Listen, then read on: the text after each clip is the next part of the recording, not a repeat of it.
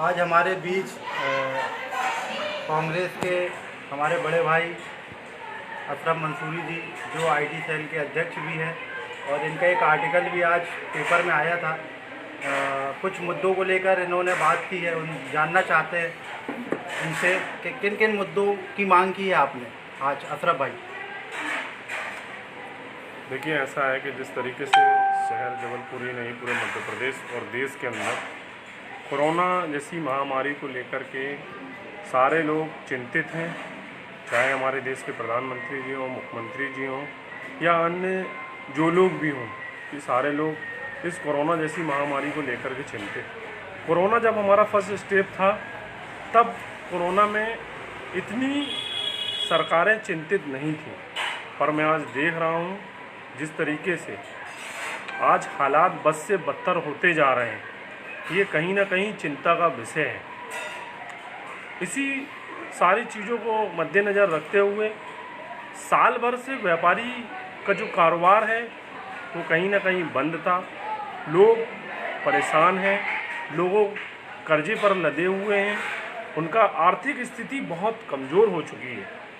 जिस तरीके से सरकार बार बार ये कहती है कि लॉकडाउन लगाया जाए, मैं लॉकडाउन में कोरोना का जो बीमारी है मैं उसके विरोध में हूँ, पर लॉकडाउन के विरोध में मैं उसके समर्थन में नहीं हूँ। उसकी वजह ये है कि मुख्यमंत्री जी माननीय शिवराज सिंह चौहान जी जो हमारे, वो इस बात को खुद कहते हैं कि लॉकडाउन हल नहीं है।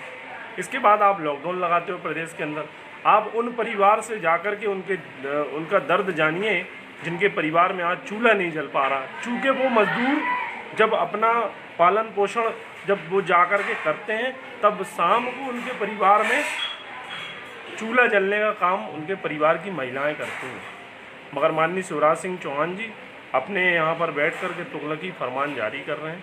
मैं ऐसे लॉकडाउन का विरोध करता हूँ। अगर आप लॉकडाउन लगा रहे हैं तो पहले आप उस परिवार के हितैषी बनिए और आप उस परिवार को पहले राशन पानी और उसकी आर्थिक स्थिति से उनको पहले मजबूत करिए, तब आप लॉकडाउन लगाइए। मैं आपके लॉकडाउन का समर्थन करूँगा। जैसा कि कोरोना लगातार बढ़ रहा है, इस बात को आप समझ रहे होंगे, तो इस कोरोना को किस तरीके से इसका समाधान है? लॉकडाउन एक जगह है और कोरोना अलग जगह है, तो कोरोना का समाधान एक्चुअल में क्या है? देखिए, क्या है, जो कोरोना महामारी है ये ना कि हिंदुस्तान की है, ना कि हमारे प्रदेश की है, ये ऑल वर्ल्ड की है। इस बीमारी से पूरे देश के लोग चिंतित हैं और ये बड़ी अच्छी बात है कि हमारे कई मुल्कों ने, कई देशों ने इसका वैक्सीन निकाल लिया है, इसका उपाय निकल चुका है। अब चूँकि बहुत सारे लोगों में एक कमियां भी देखी जा रही हैं कि अगर वैक्सीन आ गई है और 45 साल के 50 साल के ऊपर के लोगों को वैक्सीन का जो फर्स्ट डोज है वो लगाने की अगर हम बात करें, तो हमारे अपने लोग इस बात में डर रहे हैं वो क्यों वैक्सीन नहीं लगा रहे हैं। मैं उनसे अनुरोध करना चाहता हूँ कि यदि आप 50 साल की उम्र से आपकी उम्र ज़्यादा है तो जो वैक्सीन का डोज आया हुआ है वो आप डोज ज़रूर लगवाएं। आप डोज लगवाएंगे, जो बीमारियां हो रही हैं, देखिए इसकी मेन बीमारी का जो मैंने जो समझा, कहीं ना कहीं लंग्स की प्रॉब्लम हो रही है। आज जितने लोगों को लंग्स में फेफड़े में उनका जो कफ जमा हो रहा है, उसको लेकर के अचानक हम सुनते हैं कोरोना हो गया और कुछ ही दिनों में लोगों की मृत्यु हो जाती है। तो लोग कहीं ना कहीं खुद लापरवाही बरत रहे हैं। सरकार ने वैक्सीन ले आया है, लोगों को वैक्सीन लगवाना चाहिए। और अभी आप बता रहे थे कि आज हमने पेपर में भी आपका आर्टिकल पढ़ा है, और जैसे धार्मिक स्थल है, और धार्मिक स्थल में अब जैसे महीना रमज़ान का पर्व है, नवरात्र का भी टाइम चल रहा है, तो वहाँ पर किस तरीके से लोग जाएं, या टोटल जैसा प्रशासन की गाइडलाइन आई है उसमें क्या चीज़ें होना चाहिए, क्या चीज़ नहीं होना चाहिए? देखिए, ऐसा इसमें मामला पूरा ये है, सरकार ने अपना निर्देश लॉकडाउन का जारी कर दिया। माननीय हम लोग चूँकि मुस्लिम समुदाय से मुफ्ती आजम मध्य प्रदेश जबलपुर में रहते हैं, उनका भी आदेश लगभग उन्होंने अपना आदेश जारी कर दिया और हम लोग उनका पूर्ण रूप से समर्थन करते हैं। चूँकि हमारा एक दायित्व बनता है कि हम सरकार से अपनी बात कह सकें, उसी बात को मद्देनज़र रखते हुए मैंने शासन प्रशासन से अपनी एक मांग रखा है चूँकि मैं अपनी व्यक्तिगत आपसे बात करना चाहता हूँ कि आज आप देख रहे हैं सबसे ज़्यादा खतरनाक कोरोना की अगर कोई जगह है तो वो है हॉस्पिटल। हम एक हॉस्पिटल में जहाँ पर महज 20x30 का हॉल होता है, वहाँ पर हम कोरोना के 8 मरीज रख रहे हैं। अगर हम 10x20 के कमरे में 8 मरीज रख रहे हैं तो 5000 स्क्वायर फीट की ज़मीन में अगर हम 50 लोगों को 100 लोगों को नमाज़ पढ़ने की अनुमति दे देंगे तो वहाँ से कोरोना नहीं फैलेगा। हमारा व्यक्तिगत मेरा मानना है, और 1400 साल पहले हमारे नबी करीम सल्लल्लाहु अलैहि वसल्लम ने सैनिटाइज का तरीका उन्होंने 1400 साल पहले बता दिया था। तो हम 3 बार नाक में कुल्ली करते हैं, नाक में पानी डालते हैं, पूरा चेहरा धोते हैं, पूरा हाथ धोते हैं, पूरा पैर धोते हैं। इस तरीके से हम सैनिटाइज़र करने के बाद मस्जिद के अंदर दाखिल होते हैं और फिर इसके बाद हम सोशल डिस्टेंस का, मैं खुद कहता हूँ, आम जनता से मैं अपील करना चाहता हूँ कि आप सोशल डिस्टेंस का पालन करें। आप किसी भी धार्मिक स्थल पर जाएं, आप मास्क लगा करके जाएं। आप किसी भी व्यक्तिगत किसी से मिलने जाएं, किसी परिवार में जाएं, किसी फंक्शन में जाएं, आप मास्क को अपनी ज़िंदगी से जोड़ लें। जिस तरीके से हमारे ज़िंदगी से मोबाइल जुड़ गया है, लोगों को अब मास्क भी जोड़ना चाहिए। और हमारे बीच अब तनवीर भाई हैं, कुछ सवाल तनवीर भाई करेंगे अशरफ भाई से। तनवीर भाई पूछें। हाँ अशरफ भाई, आपका आर्टिकल आज देखा तो फिर हमने आपका मतलब सोचा कि आज आपका इंटरव्यू लिया जाए, और हमने ये प्रोग्राम का नाम रखा है चैट विद यासिर। तो समझ लीजिए कि उसी सीरीज़ में हमने आज आपको बुलाया है ये सब जानने के लिए कि जो लॉकडाउन जो लगाया गया है, और पूरे प्रदेश में तो नहीं लगाया गया लॉकडाउन, कुछ ज़िलों में लगाया गया जहां उनको लगता है कि ज़्यादा मतलब कोरोना फैल रहा है। और उसी सीरीज़ में हमसे लगा हुआ एक शहर है जिसका नाम दमू है, और उस दमू शहर में लॉकडाउन नहीं लगाया गया है।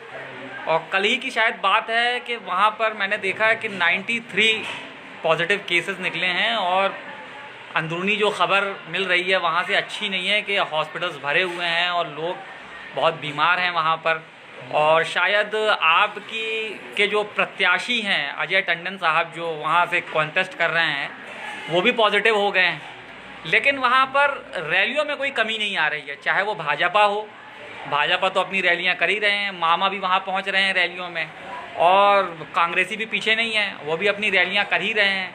और यहाँ तक कि हमने एक बोर्ड में भी ये पढ़ा है कि कोरोना को मत देखिए, आप कोरोना को भूल कर वोट देने के लिए आइए। कोरोना का डर ना रखकर आप मतदान ज़रूर कीजिए। मतलब एक जगह आप ये कह रहे हैं कि घर से बाहर न निकलिए और लॉकडाउन लगाते हैं, और दूसरी जगह जो है कहते हैं कि यहाँ कोरोना नहीं है, यहाँ आप वोट दीजिए। मतलब क्या है ये, क्या चल क्या रहा है? देखिए, मैं इसमें तो आपको सीधा 1 साल पीछे ले जाना चाहूँगा, जब 20 फरवरी का वक्त था और माननीय मुख्यमंत्री कमलनाथ जी के नेतृत्व में कांग्रेस की सरकार चल रही थी।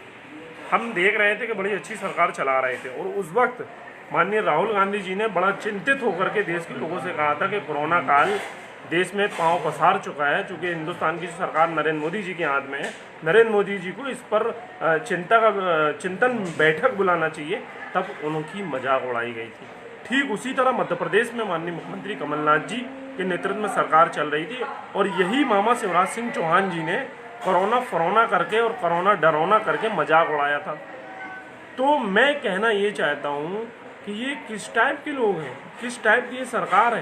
पहले यही लोग उसकी मजाक बनाते हैं, और फिर सच मानो में यही मजाक है कि आप एक और कहते हो कि पूरे मध्य प्रदेश में लॉकडाउन है, और जम्मू जैसे ज़िले में आप चुनाव कराते हो। अब हमारी, चूँकि मैं कांग्रेस पार्टी से हूँ, और हमारी मजबूरी ये है कि अगर आप चुनाव लड़वा रहे हैं, चुनाव आयोग ने आदेश किया है, तो हमें तो अपना प्रत्याशी घोषित करना पड़ेगा। क्योंकि अगर हम अपना प्रत्याशी घोषित नहीं करेंगे, निर्विरोध सामने वाली पार्टी जीत जाएगी। और आप देख रहे हैं कि लोकतंत्र की किस तरीके से भाजपा हत्या कर रही है, चाहे आप लोकसभा में हो, चाहे राज्यसभा में हो। ये तो बिल्कुल खुली हुई बात है, पूरी खुली हुई किताब है। हम देख रहे हैं कि बंगाल के अंदर समझ लीजिए कि कोरोना नहीं गया, और हरिद्वार में कुंभ चल रहा है, वहाँ भी कोरोना नहीं जा रहा है, लेकिन मस्जिदों के अंदर कोरोना जा रहा है। और समझ लीजिए कि और ऐसी जगहों पे जहाँ पर मतलब छोटी छोटी वो हैं कि यहाँ पर कोरोना आता है, यहाँ पर मत निकलिए, बाज़ारों में कोरोना आ रहा है हर जगह। तो मतलब कुछ समझ में नहीं आ रहा है कि आखिर पूरे हिंदुस्तान में चल क्या रहा है। जहाँ चुनाव होते हैं वहाँ कोरोना नहीं जाता है, मतलब कोरोना का कोई शायद कोई एग्रीमेंट है या वो बालिग नहीं हुआ है, शायद अभी बच्चा ही है, वो 18 साल का नहीं हुआ है कि तो शायद वो चुनाव में कुछ नहीं अपना वो कर सकता है, ऐसा कुछ मामला है शायद कोरोना का या कुछ एग्रीमेंट है। बीमारी तो है अशरफ भाई, लेकिन लोगों कहीं ना कहीं लोगों के अंदर इसको लेकर मतलब एक डर भी है, और एक तरीके से दूसरी बात ये आती है कि यार कहीं पर लॉकडाउन लगाते हैं, चुनाव होता है वहाँ पे नहीं लगाते हैं, तो कहीं ना कहीं ये जनता जो है इसमें जो है। देखिए मैं इस पर ज़्यादा टिप्पणी नहीं कर सकता, क्योंकि ये बहुत हाई लेवल का आदेश है माननीय मुख्यमंत्री जी, और मैं एक छोटा सदना सा कार्यकर्ता। मैं सिर्फ मध्य प्रदेश की नहीं, अपने ख़ास तौर से जबलपुर शहर की और पूरे मध्य प्रदेश की जनता से अपील ज़रूर करना चाहता हूँ कि ये कोरोना को आप ना तो मजाक समझें ना तो हंसी समझें, क्योंकि ये कोरोना एक बीमारी तो है जिससे आज हम देख रहे हैं कि हम टीवियों पर देख रहे हैं, मोबाइलों पर देख रहे हैं, अनेक मौतें हो रही हैं, चाहे वो हमारे परिवार के हों, चाहे वो हमारे पड़ोसी हों, चाहे वो हमारे शहर के हों या हमारे प्रदेश के हों। आज हालात बद से बदतर हो चुके हैं। मामा जी, जब कोरोना किसी परिवार को होगा ना तो मामा जी आएंगे ना ही मोदी जी आएंगे, उस परिवार का खुद ही भुगतना पड़ेगा। मैं सभी जनता से एक अपील जरूर करना चाहता हूँ कि ऐसी विषम परिस्थिति में आप अपना स्वयं ख्याल रखें, अपने परिवार का ख्याल रखें, साफ सफाई अपने परिवार में रखें, आप स्वयं साफ सफाई से रहें, सैनिटाइज का आप इस्तेमाल करें, मास्क लगा करके आएँ और लोगों से सोशल डिस्टेंसिंग का ज़रूर पालन करें। आप आज जैसे कि आज समझ में आता है कि आज 724 कोरोना पॉजिटिव जो हैं जबलपुर में आया है, और कल मैं देख रहा था 1,99,569 केसेस ऑल इंडिया के पिछले 24 घंटों में थे, और आज का स्कोर पता नहीं कितना है, और लगातार स्कोर बढ़ता चला जा रहा। हमको ऐसा लगता है कि पहले जो है, जो चरवाहा कहता था कि शेर आया शेर आया शेर आया, 1 साल के पहले की कहानी लोग कहते रहे अरे कहाँ कोरोना कहाँ कोरोना कहाँ कोरोना, लेकिन अभी 1 साल के बाद जो है फिर से वही वक्त आ गया है। लेकिन वाकई में मेरे को ऐसा लगता है कि वो शेर आ गया है, वाकई वो शेर जिसका पहले वो शायद वो चरवाहा जो है अफवाह उड़ाता था कि शेर आ रहा, लेकिन अब वो शेर आ गया है, और वो शेर जो है बहुत ज़्यादा पावरफुल है, हमारी सोच से ज़्यादा पावरफुल है।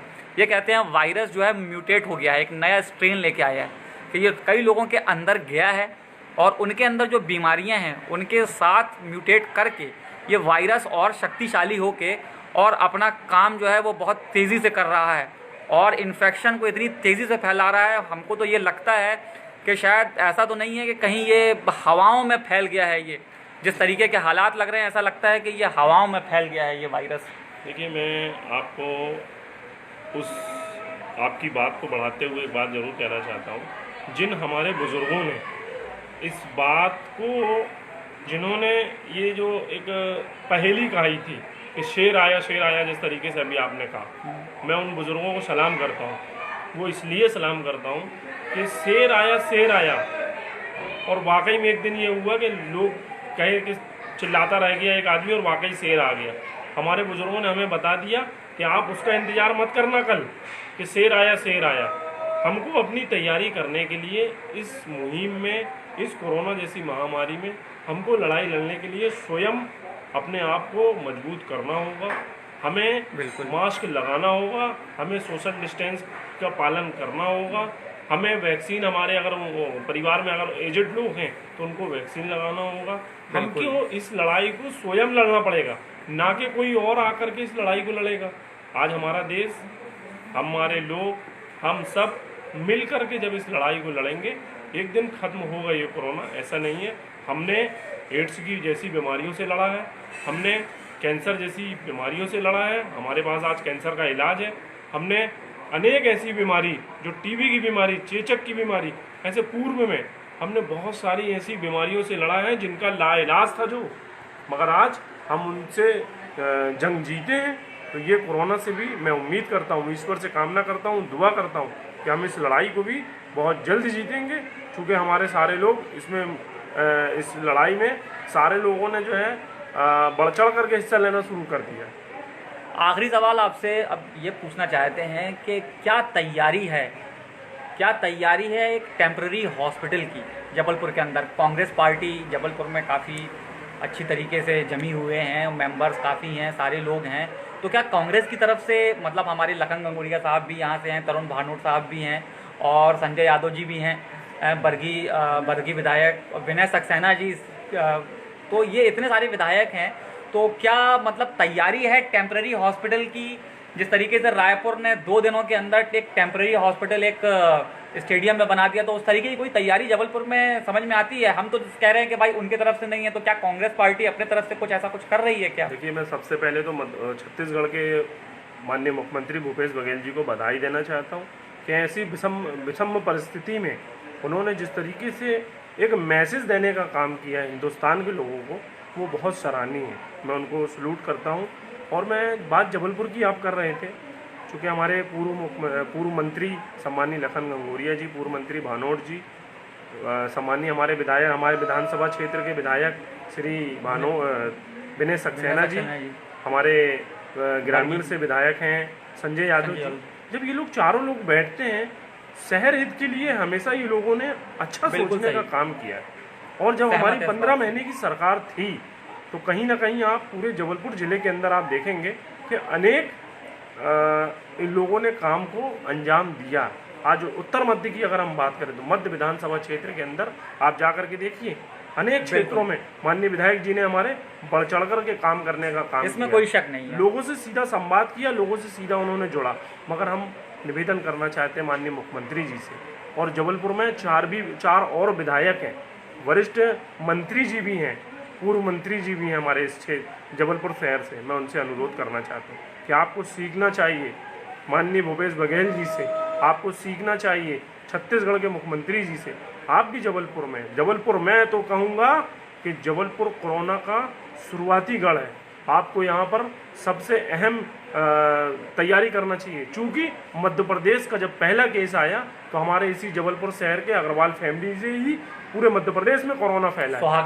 सुहागन आभूषण के नाम से आप सुना होंगे आपने। तो मैं अपील ये करना चाहता हूँ माननीय मुख्यमंत्री जी से, और हमारे जबलपुर में जो भाजपा के जो लोग बैठे हुए हैं, चूँकि सरकार उनकी है, ये दायित्व उनका बनता है। मैं आपको एक बात से अवगत कराना चाहता हूँ, हमारे नगर कांग्रेस कमेटी के सम्मानीय अध्यक्ष दिनेश यादव जी ने, जब कोरोना काल चल रहा था और जब आइसोलेशन बनाने के लिए जगह की कमी थी, हमारे पास 2 कार्यालय हैं नगर कांग्रेस कमेटी के पास, 2 हॉल हैं। माननीय दिनेश यादव जी ने अपनी स्वयं चाबी हमारे कार्यालय की ले जाकर के सम्मानीय कलेक्टर साहब के हाथ में उन्होंने सौंप दिया था कि ये हमारा नगर कांग्रेस कमेटी का कार्यालय है, और जो लोग को आइसोलेशन में अगर आपको रखना है, जिनको आप कोरोना पॉजिटिव मरीज को वहाँ रखना चाहते हैं, तो आप बिल्कुल रखिए, हम आपके समर्थन में और साथ में। मैं भाजपा के लोगों से अपील करना चाहता हूँ, आपने कोरोना जैसी महामारी बीमारी के लिए आपने क्या तैयारी की है? आपको तैयारी करना चाहिए। सत्ता आपके हाथ में, सरकार आपके हाथ में, जनता कल आपसे सवाल करेगी। मैं आपसे फिर अपील करना चाहता हूँ सम्मानीय भाजपा के लोगों से कि आप लोग अपने मुख्यमंत्री जी माननीय शिवराज सिंह चौहान जी से कहिए, और मैं इस सोशल मीडिया के माध्यम से एक मैसेज और कहना चाहता हूँ कि आज कोरोना जैसे महामारी के इसमें लॉकडाउन जिस तरीके से आपने लगाए हैं, माननीय सहकारिता मंत्री सम्मानीय विसाहू लाल जी, मैं आपसे अनुरोध करना चाहता हूं कि आप मध्य प्रदेश के जितने भी गरीब लोग हैं, आप उनको 10 किलो गेहूँ और 10 किलो चावल आप सरकार की ओर से उनको दीजिए, ताकि वो अपना परिवार का पालन और पोषण कर सके। आज परिवार बहुत ब्रह्म परिस्थिति में चल रहा है, आज उसके पास खाने के लाले नहीं। कहीं ऐसा ना हो कि देर हो जाए, हम कोरोना से नहीं बल्कि भुखमरी से मरने में लगे हमारे मध्य प्रदेश के अंदर, हमारे शहर के अंदर लोग। तो मैं आपसे अपील करना चाहता हूँ कि आप लोगों को राशन दें, कम से कम 1 महीने का राशन आप उस परिवार को दें, ताकि वो परिवार आपके लॉकडाउन का समर्थन करे और सोशल डिस्टेंस का पालन करे। मैं एक बार तो फिर जबलपुर शहर की, मध्य प्रदेश की और पूरे अपने देशवासियों से अपील करना चाहता हूँ कि आप लोग अपना स्वयं ख्याल रखें, अपने परिवार का, अपने बच्चों का और अपने सारे लोगों का, अपने दोस्तों का भी ख्याल रखें। मास्क जरूर पहनें, और जो हमारे समाज सेवी लोग हैं, मैं उनसे अपील करता हूँ कि आप लोग उन परिवार का जरूर ख्याल रखें जो आपके आजू बाजू में रहते हैं। किसी भी प्रकार से कोई ऐसी घटना दुर्घटना ना हो कि कल वो खाना बगैर खाए आत्महत्या कर ले या कोई घटना दुर्घटना कर ले। आप उसका ध्यान रखें, और अपने क्षेत्र में उन बच्चों का भी ध्यान रखें जो बगैर मास्क के घूमते हैं, जो बगैर मास्क के रहते हैं।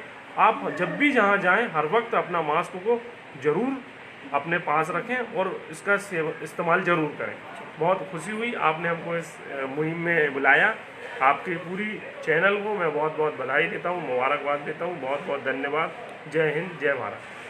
बहुत बहुत धन्यवाद अशरफ भाई, आपने बहुत सी बातों पे गौर किया और आग्रह भी किया लॉकडाउन में किस तरीके से जनता को रहना चाहिए और सरकार किस चीज़ों पर अपना आगे कदम उठाए, और बहुत सी चीज़ें आपने जानकारियाँ भी दी हैं और हम आपका बहुत बहुत तहे दिल से धन्यवाद करते हैं और हम इसी के साथ चलते हैं। ठीक है तनवीर भाई।